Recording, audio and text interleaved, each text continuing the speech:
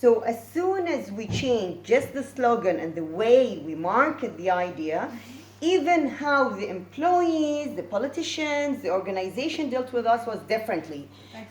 Yes. So we are not empowering women, we are empowered enough. We are well educated. I don't know which stage you are.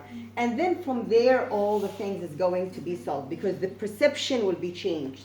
You want here women to work to add to your economy. It's not because of themselves. You want them to use their education so they go, right? And then from there, you will know. And as we always talk about, you want equity at the end of the day. Okay, we want the woman to we strengthen her muscles, and then she will be ready to go to the job market, to employer, then she is going to be employee, she's going to have even more women and to contribute in everything.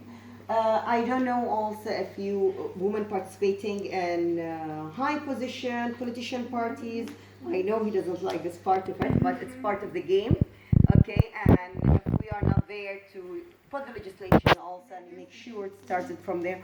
Although the legislation, it's the weakest part that you can depend on, and it's not something that you work in inspiration, but it's just the legal that you need to fulfill the picture. It's the family most important. I'm not going to cover it because he covered it, and if you want, I can give you lots of important things because from the family we start everything.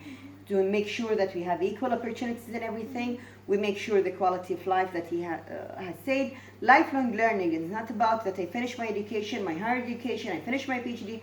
It's the habit of having the lifelong learning because women are the best people to learn and because they teach the generation.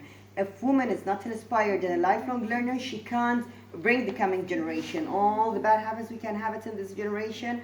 And even for them to have the mindsets to reduce the unemployment rate among youth, the secret is the woman. Because she can change the mindset of her kids, what to study, where to work. It's mother who go and tell her kids, no, I wish for you one day to work in the government sector.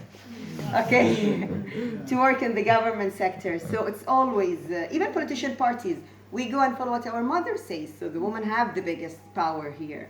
So we are the strength, we are not the weakest.